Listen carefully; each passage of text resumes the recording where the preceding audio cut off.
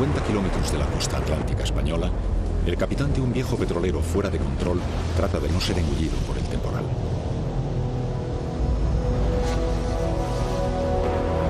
Están en juego las vidas de 20 tripulantes y una carga de 77.000 toneladas de fuel pesado.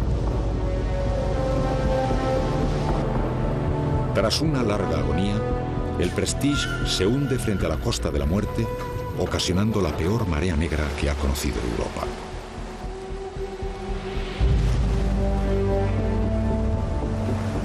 Todo un pueblo lucha con los medios a su alcance para salvar una forma de vida.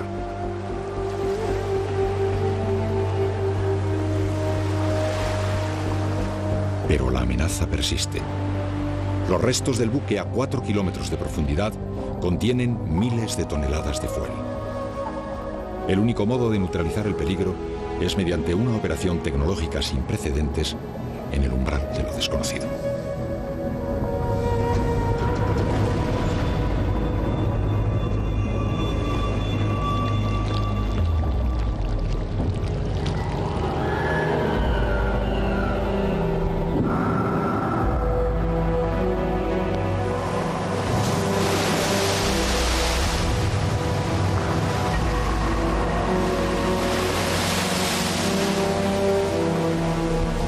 La Costa de la Muerte se ubica en el extremo occidental de España, en tierras de Galicia.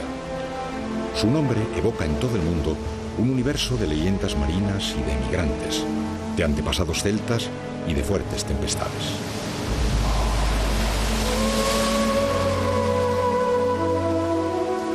Si en la antigüedad se la consideró el fin del mundo o finis terrae, hoy acoge una de las más importantes industrias pesqueras y marisqueras de Europa.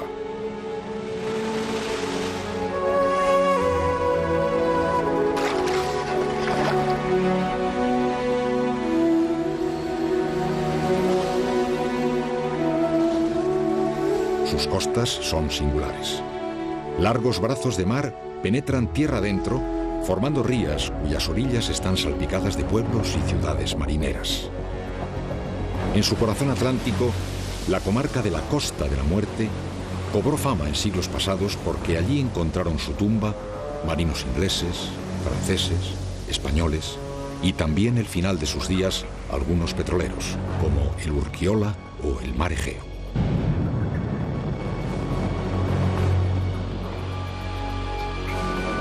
Los motivos de tanta desgracia no son un enigma. La Costa de la Muerte está en una esquina de Europa, frente a un pasillo de tráfico marítimo que soporta el paso de más de 100.000 barcos al año. También es un punto de azote de extraordinarias tempestades atlánticas provenientes de la zona de Terranova, donde la confluencia de aguas cálidas y de corrientes de aire frío constituyen foco de inestabilidad meteorológica en todo el norte de Europa durante los meses de otoño e invierno.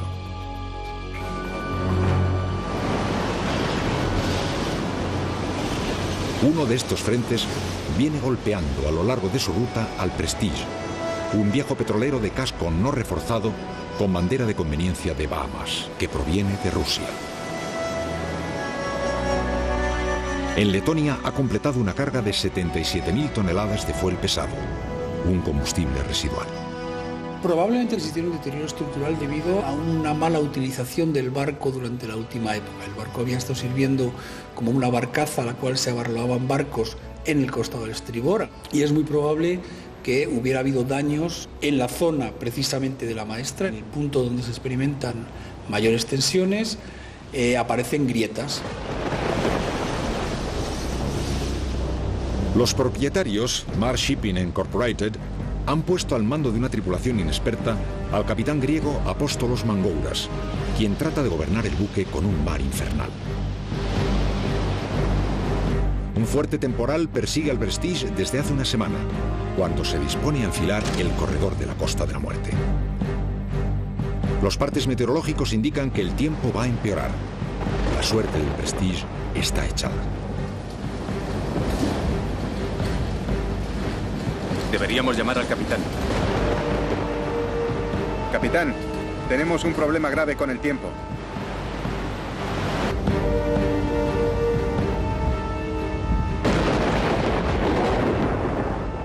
Malaca. En tierra, la torre de salvamento de Finisterre recibe un aviso de socorro. El casco del Prestige ha perdido una plancha lateral, se encuentra fuera de control con una escora de 30 grados y solicita evacuación inmediata. El comandante Carlos Riscos y su equipo de rescate a bordo del Pesca 1 son los primeros en llegar a la zona. Aquí helicóptero de rescate Pesca 01, Pesca 01. Por favor, confirmen el número de personas que hay a bordo. Número de personas que hay a bordo y personas que hay que evacuar. Recuerdo que cuando llegamos allí nos encontramos un petrolero bastante grande, unos 190 o 200 metros de eslora, pero totalmente escorado a estribor, estaba atravesado a la mar. Y recuerdo la primera impresión fue el ver a toda la tripulación en el alerón de babor y como en las películas, agarrados a los pasamanos porque aquello estaba lleno de petróleo, toda la cubierta, y se resbalaban.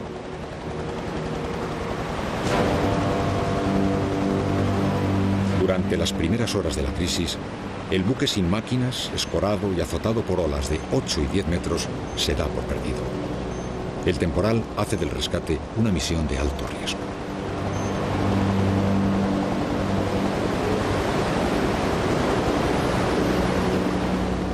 El pilotar, el volar dentro de unas condiciones meteorológicas tan duras, se hace todo bastante complicado y bastante difícil.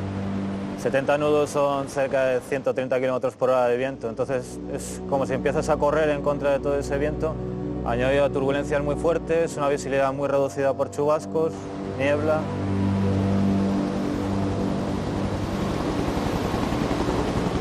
En unas horas, el equipo de rescate logra evacuar a 24 hombres que han pasado la peor experiencia de sus vidas. Aquí está con Finisterre adelante. Buenos días de nuevo, te confirmo evacuadas 7 personas del Prestige, sanas y salvas a bordo del Pesca 1 y estimamos de regreso al aeropuerto de Vigo en 20 minutos. El capitán no está entre ellos. En el último momento, Mangouras comunica que permanecerá a bordo junto a 2 de sus hombres. Viejo lobo de mar como es, para él no todo está perdido y decide inundar algunos tanques de carga con agua del mar para corregir la escora del barco. El Prestige recupera su posición, pero la sobrecarga hará que el deterioro de la estructura aumente con rapidez. El capitán podía haber optado por alternativas de llenado diferentes a las que tomó. Él podía haber llenado esos dos tanques con combustible propio. Lo que ocurre es que, claro, tenía la máquina parada y, por tanto, las bombas paradas. Y para abrir las válvulas y permitir el paso por gravedad de un tanque a los otros tanques, pues había que salir a cubierta, con escoras de 20 grados, con un maretón fuerte, y optó por una solución más cómoda. Con las máquinas del Prestige paradas, el barco es un juguete a merced de las olas y la corriente que lo empujan hacia la costa. En medio del temporal, 4 remolcadores españoles se dirigen al rescate.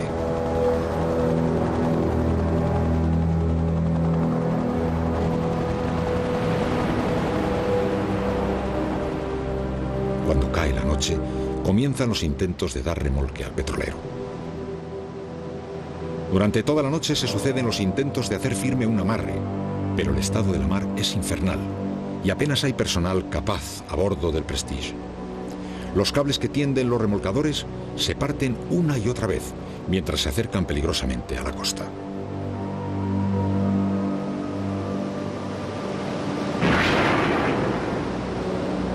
En la madrugada, a 4 millas de tierra, se hace firme el amarre. Finalmente comienza el remolque. La orden de las autoridades españolas a partir de ese momento es que el Prestige se mantenga alejado de la zona con rumbo noroeste. Al barco no lo aceptaban en ningún puerto. Nadie lo quería. Así que las autoridades no tuvieron otra elección que remolcarlo hacia alta mar. La compañía holandesa Smith Salvage llega para hacerse cargo del buque. En ese momento los técnicos hacen una comprobación fatal. El Prestige está vertiendo fuel al océano. Íbamos siguiendo el rastro del barco y los remolcadores y en ese día ya vimos todo el rastro de combustible que había dejado desde el rescate hasta donde estaba en ese momento ya. Te das cuenta de que eso iba a ser mucho más complicado de lo que inicialmente creíamos todos. Al amanecer, una mancha de fuel de 40 kilómetros de longitud amenaza la Costa de la Muerte. El Prestige se encuentra en una situación penosa y el riesgo de ruptura es muy elevado. El capitán Mangouras, relevado por los técnicos de Smith Salvage, solicita evacuación.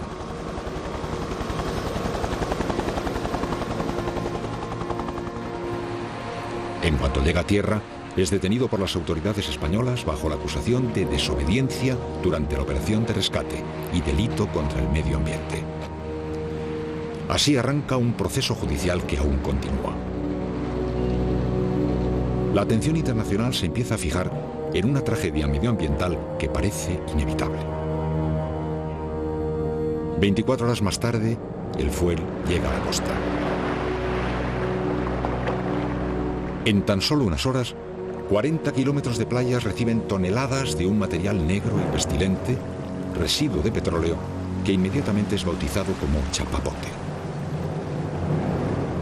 Esta primera marea negra será solo el prólogo de una lucha desigual entre los habitantes de la costa gallega y el vertido del Prestige, que seguirá llegando a diario durante las próximas semanas.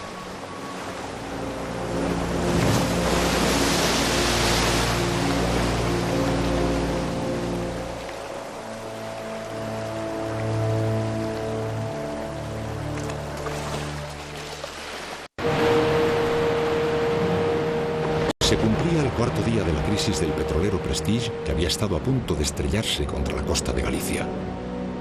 Mientras era remolcado, se levantaba otra amenaza fatal.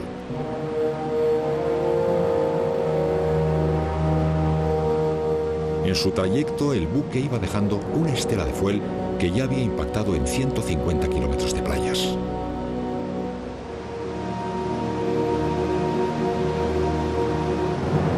El destino del barco moribundo y el temor ante el daño que pueda causar recaba la atención internacional.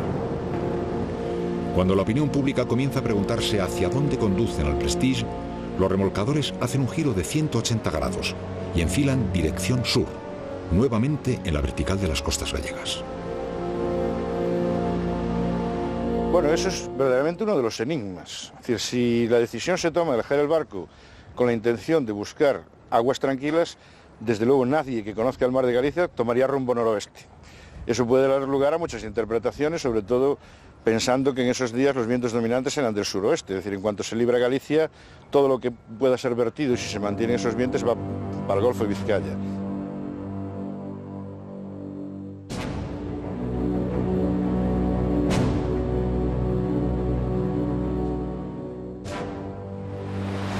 Atónitos, los gallegos asisten a un espectáculo que para ellos supone la ruina económica y personal.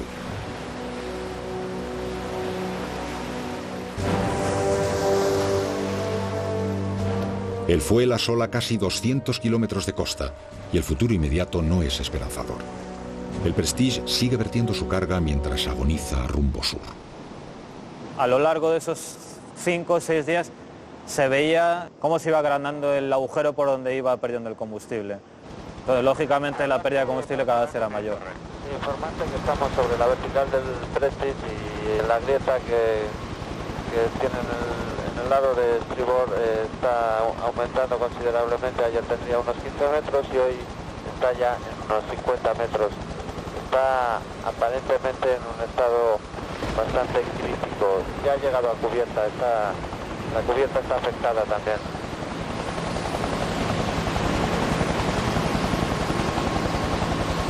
Cada vez hay menos sección estructural del barco dispuesta a resistir las cargas que hay y por tanto empiezan a fallar con más facilidad la siguiente, ¿no? Entonces es un proceso de dominó donde finalmente se llega a un colapso. Amanece con un mar sereno y silencioso. A las 7 de la mañana se hacen realidad los peores presagios.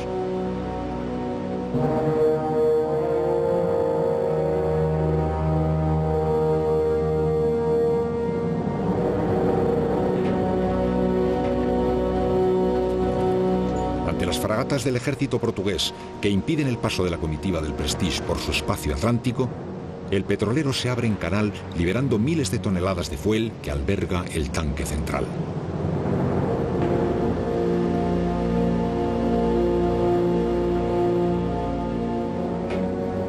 las dos partes del buque aún navegarán unas horas mientras el agua las inunda.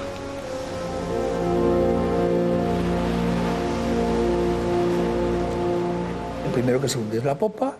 La popa llega un momento en que ya pierde la flotabilidad que tiene y empieza a sumergirse. El pecio de popa genera una vela hidrodinámica importante. El movimiento de caída probablemente sea más caótico, más lento. Finalmente cae, probablemente por el peso de la maquinaria, y cayendo sobre lo que es el propio fondo del barco.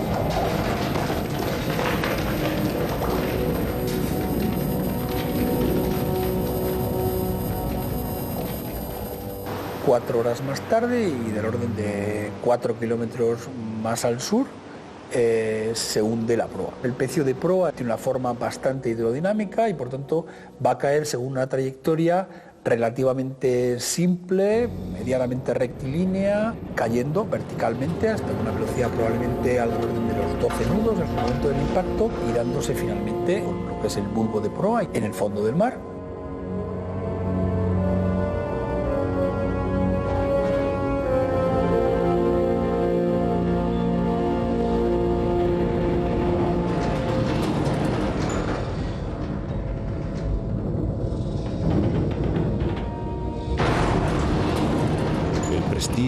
Queda sepultado a casi 4 kilómetros de profundidad. En el momento de hundirse se calcula que ha vertido 22.000 toneladas de fuel. La noticia se difunde por todo el mundo en forma de fotografía de satélite.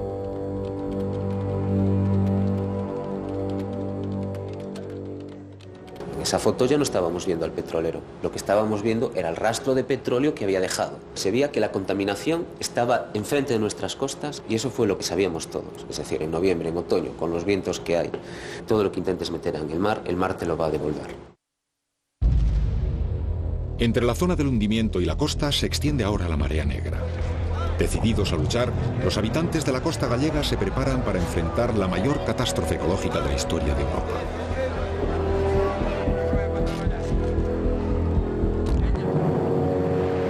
El fuel arriba incesantemente a las costas, asolando playas, rías, acantilados, calas, ecosistemas únicos. Todo queda arruinado a su paso.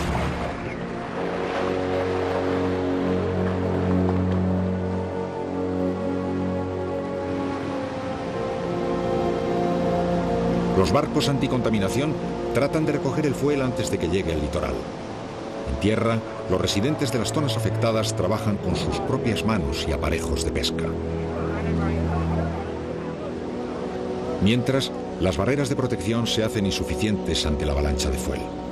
La desesperación domina el ánimo de los habitantes de Galicia, que ven cómo se arruina su mundo y con él la mayor industria pesquera de Europa. Ese sentimiento de desamparo se tradujo en una respuesta social. El 1 de diciembre se convoca una manifestación bajo un lema que es Nunca Máis, y presenciamos una de las concentraciones más importantes en la historia de Galicia.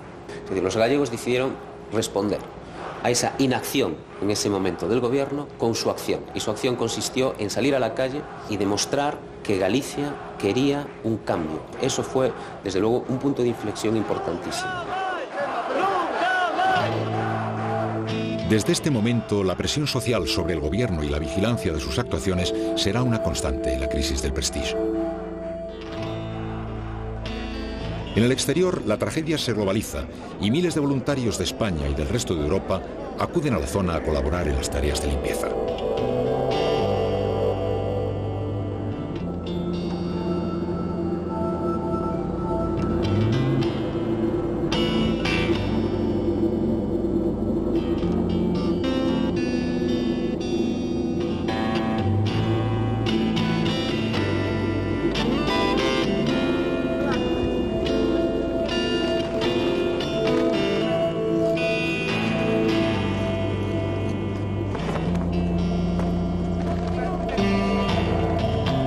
Las imágenes que se emiten en todo el mundo recuerdan a otra tragedia medioambiental de enormes proporciones, la ocasionada por el petrolero Exxon Valdez en Alaska. La reacción de la comunidad en respuesta al vertido de petróleo del Exxon Valdez fue muy similar a la reacción de los pescadores y residentes en esta zona, en respuesta al Prestige. En ambos casos fueron los primeros en responder y en muchos aspectos los más eficaces a la hora de responder al fuel que llegaba a la costa. Sus esfuerzos iniciales para limpiar las playas contribuyeron enormemente a reducir el daño ecológico del vertido.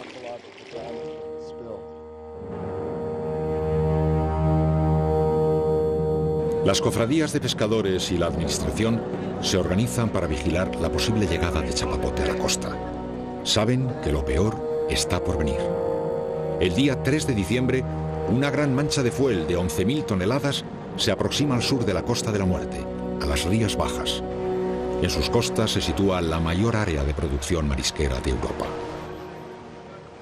Lo importante aquí era parar el fuel en el mar. Cuando la marea negra provocada por el hundimiento se acerca, salen en miles de lanchas, salen a las bocanas de las rías y consiguen parar el fuel en lo que es el interior de las rías.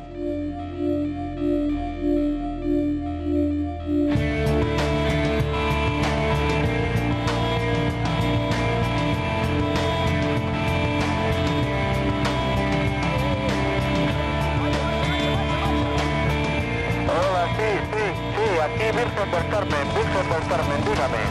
Justo al noroeste de la posición que tenéis vosotros, a 1,5 millas hay una mancha de unos 100 metros por 20 metros. Es bastante compacta y yo creo que la vais a poder recoger.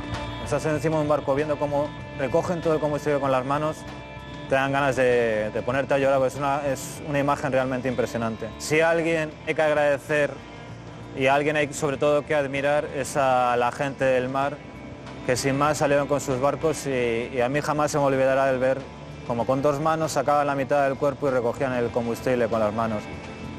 Eso no tiene nombre.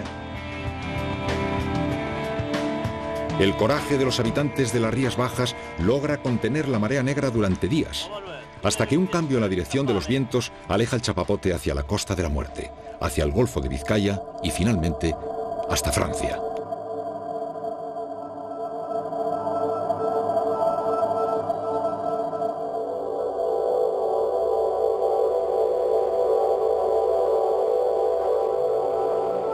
En los próximos meses, Francia tendrá que sacar 16.000 toneladas de fuel y residuos de sus playas.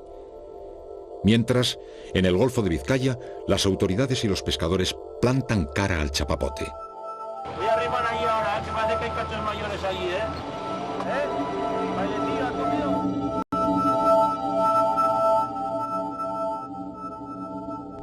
En Galicia, la Costa de la Muerte es declarada Zona Cero.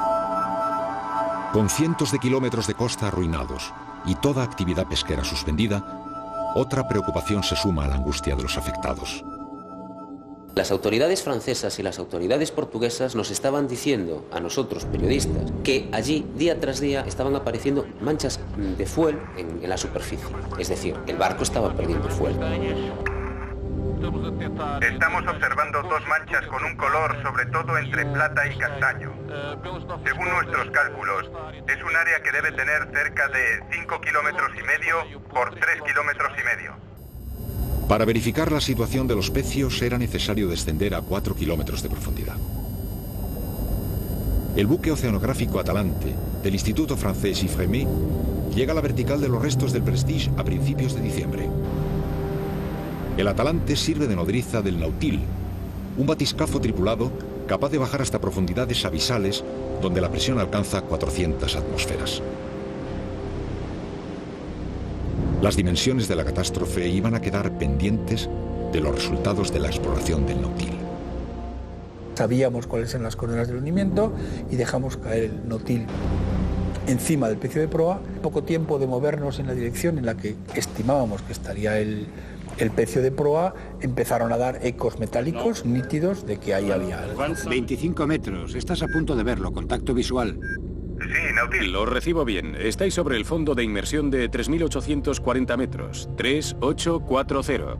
Lo que estamos es acercándonos a un eco metálico progresivamente y nítidamente hacia él, pero que no lo vimos hasta que estamos a 8 metros de él.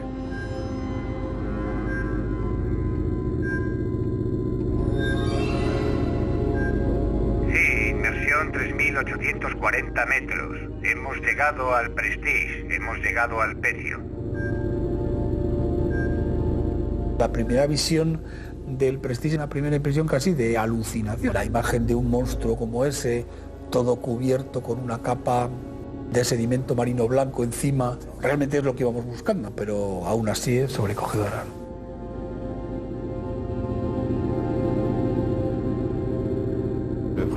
No sabíamos exactamente en qué estado íbamos a encontrar al Prestige en el fondo. La parte delantera estaba estable y el impacto debió haber sido bastante violento, porque alrededor del pecio había sedimentos completamente removidos.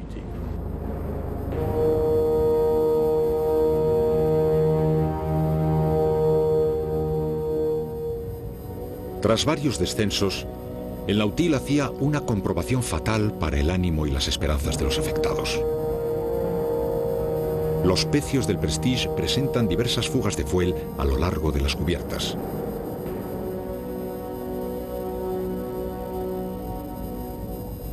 Esta constatación abría un nuevo frente para las autoridades científicas. Había que taponar las fugas de fuel al océano. La alarmante urgencia y las condiciones de presión extremas elevarían el riesgo de una operación incierta.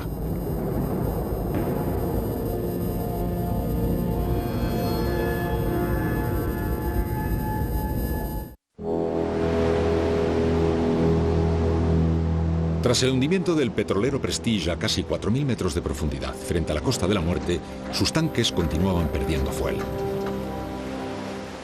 Una incesante marea negra estaba contaminando las costas occidental y septentrional españolas. Tras varias inmersiones del batiscafo Nautil, se confirmaba que las dos secciones del buque hundido perdían del orden de 125 toneladas de fuel al día.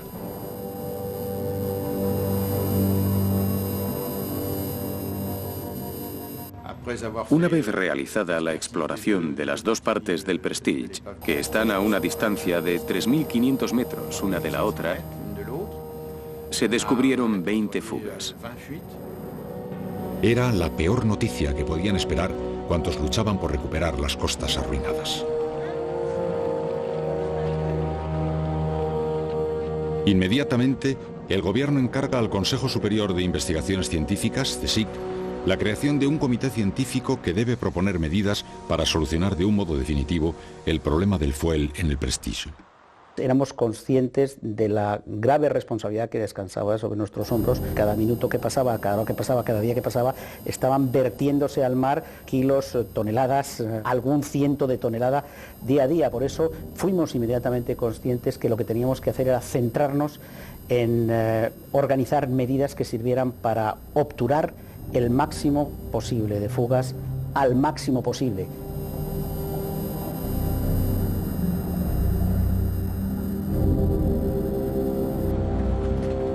El comité científico se enfrenta a un problema de difícil solución. No existen medios fiables que permitan actuar de inmediato. La profundidad y la presión a la que se debe desarrollar el sellado de las fugas hacen inviable el uso de la tecnología existente.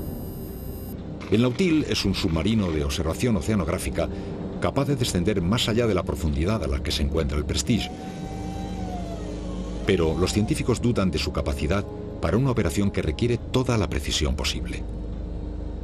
Eso fue el punto crucial y, digamos, el más importante, la decisión que tuvimos que tomar tras un debate que fue largo e intenso en que analizamos los pros y las contras y finalmente pues llegamos a la conclusión de que lo mejor es que saliera el Nautil inmediatamente a hacer pues esa tarea de obturar las fugas.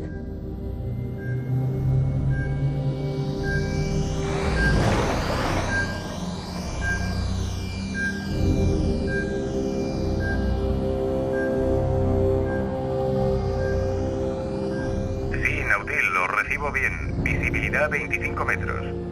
No hay corriente sobre el pecio. Sí, Nautil, lo recibo bien. Estáis sobre la fractura. Detrás, a estribor del pecio.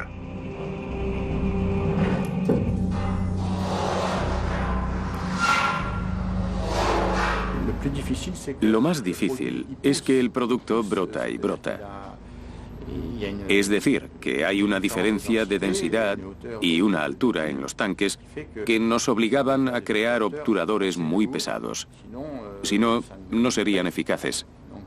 Utilizamos básicamente granalla de acero para obturar todos los orificios y agujeros y los recubrimos con unas tapas metálicas. La nueva misión del Nautilus se prolongaría por espacio de 2 meses bajo la supervisión del comité científico. El sellado avanza satisfactoriamente, lo que permite que el comité ponga en estudio las alternativas para lograr una neutralización definitiva del Prestige. Hicimos un análisis bastante exhaustivo de otros hundimientos y de otras fugas de otros petroleros. Nunca ha ocurrido esto a esta profundidad, nunca se ha tenido que obturar, nunca se ha llegado a tener la necesidad de una solución definitiva para una fuga a 4.000 metros. En este sentido es pues casi un desafío como ir a la Luna o algo parecido. En los últimos años se han realizado distintas operaciones para recuperar la carga contaminante de barcos naufragados. Este tipo de trabajos entrañan enormes riesgos e incluso en algunos casos los gobiernos no se atreven a intervenir.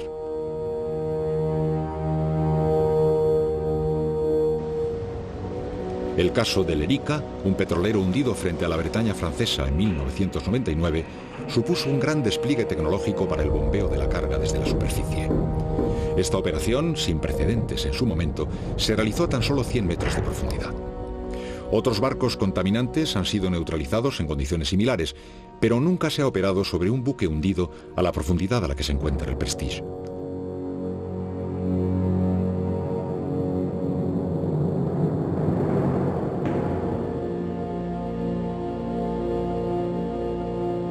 Tres meses después del hundimiento, el comité científico hace públicas sus conclusiones, en las que plantea 2 alternativas de solución final. La primera es extraer el fuel, y en ese sentido se enuncia una posibilidad tecnológica que sería intentar hacerlo por bombeo, y en caso de que no fuera viable, pues se decanta por encofrarlo, o taparlo, o en fin, confinarlo de alguna manera. Para ambas dos también se dice que es imprescindible hacer el estudio de viabilidad de la extensión de operación de los ROVs, de los robots, a 4.000 metros. Lo que sí buscábamos era una solución cuya tecnología estuviera prácticamente en la frontera de extraer petróleo a 4.000 metros. Y realmente las compañías petrolíferas están extrayendo petróleo a 2.500 metros. Por tanto, pensamos que la solución de bombear era la solución que se acercaba más. Con el dictamen científico en la mano, el gobierno encarga a la petrolera española Repsol YPF el estudio de viabilidad y el desarrollo de la tecnología necesaria para implementar una solución definitiva. La compañía petrolera aceptaba el reto pese a no tener vinculación alguna con el Prestige o con su carga. A partir de ese momento, un equipo de expertos de Repsol YPF tomará toda la responsabilidad técnica con el fin de neutralizar los pecios contaminantes. Aunque el goteo de fuel disgregado de las grandes manchas sigue arribando a las costas españolas, la obturación de las fugas permite practicar la limpieza de las zonas más afectadas. Las personas que antes pescaban y mariscaban son ahora reclutadas pueblo a pueblo para retirar el fuel de las rocas en lugares de difícil acceso.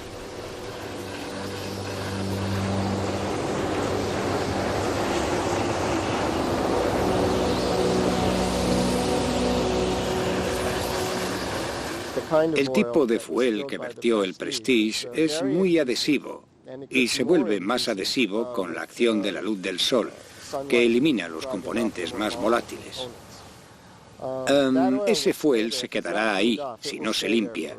Se quedará ahí durante mucho tiempo, pueden ser décadas o siglos, o se incorporará a la arena y se convertirá en galletas de alquitrán, como esta. Mientras se practica la limpieza, los científicos comienzan a evaluar los daños y la capacidad de recuperación de las costas. Esta es la primera vez que he visto este tipo de playa consecuencia del vertido del Prestige, y esto es mucho más peligroso de lo que he visto en otros lugares. El fuel aquí es muy denso y está muy protegido de la dispersión por estas rocas. Tardará décadas en desaparecer. Seguirá siendo muy tóxico durante mucho tiempo porque no hay ningún mecanismo para que se desintegre.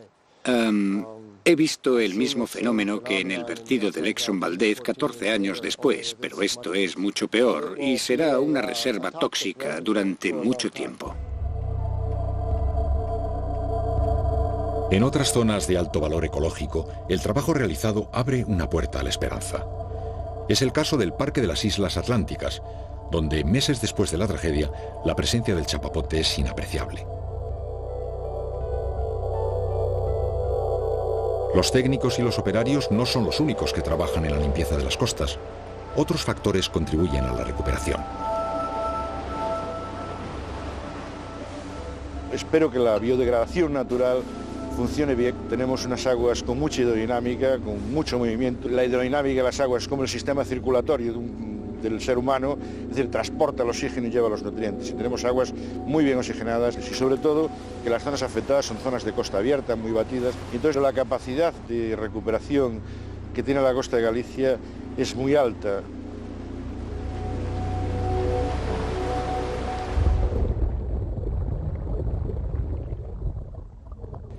En los fondos marinos afectados, las fuerzas hidrodinámicas que actúan como dispersadores naturales son inapreciables.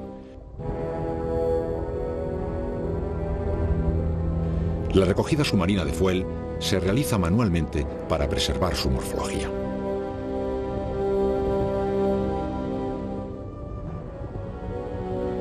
La limpieza y la recuperación del ecosistema avanza, pero durante el primer mes, más de 150.000 aves marinas mueren atrapadas por el chapapote. Incluso algunas especies han desaparecido. Los científicos ponen en estudio el efecto del fuel en la fauna y la flora marinas. La recuperación nunca es igual. Hay aspectos, comunidades y lugares que son mucho más sensibles, que nunca volverán a ser lo que fueron. Aparentemente cualquier ciudadano puede llegar allí y ver, pues esto está muy limpio, no hay chapapote. Pero eso no quiere decir que las cosas estén como estaban antes.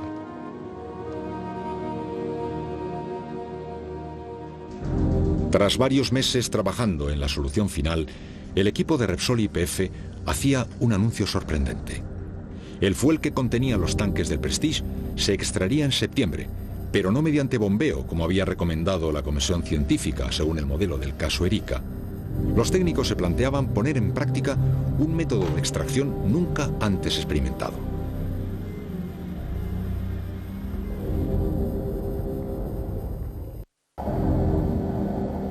El Prestige y parte de su carga de fuel pesado yacían a casi 4.000 metros de profundidad, partido en dos. Las tareas de sellado practicadas por el Nautil habían reducido las fugas contaminantes y la arribada del fuel a las costas había cesado casi por completo. Con este nuevo escenario, las autoridades españolas habían solicitado a la compañía petrolera Repsol YPF que presentara un plan para neutralizar definitivamente la amenaza contaminante que suponían los restos del buque hundido. Cualquiera que fuese el modelo de actuación, los técnicos se enfrentaban a una operación sin precedentes que entrañaba un gran riesgo.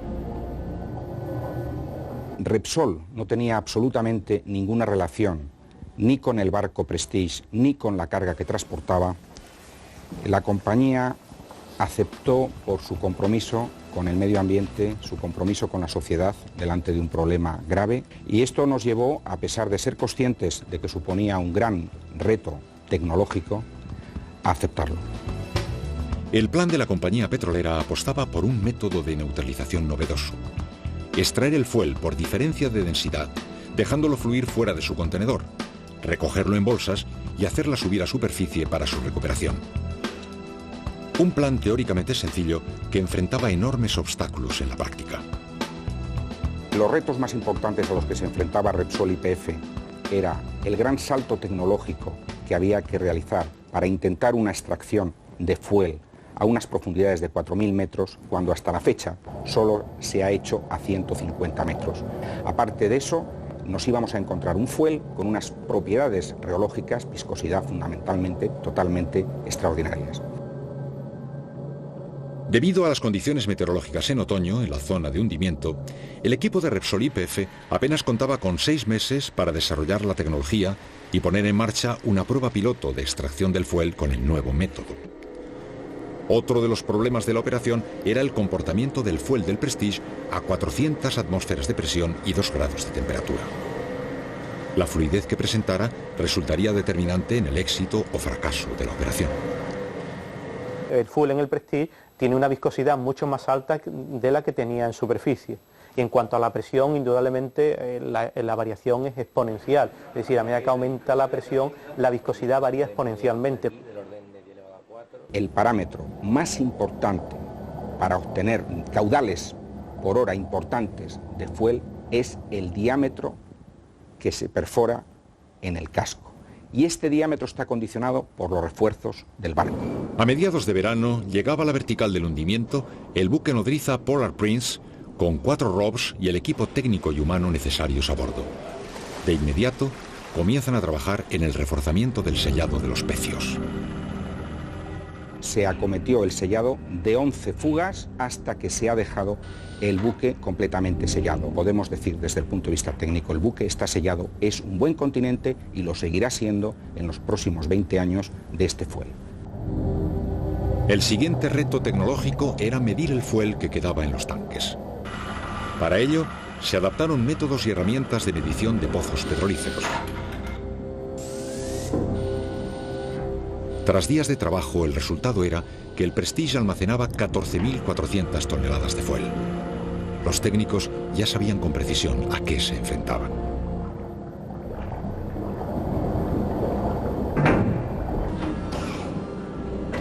A principios de octubre todo está preparado para practicar el hot tapping, la instalación de un sistema de válvulas que permita controlar la salida del fuel por un agujero de 70 centímetros en el casco del Prestige. Este es el paso más importante de la operación. Ingeniería a 4.000 metros de profundidad.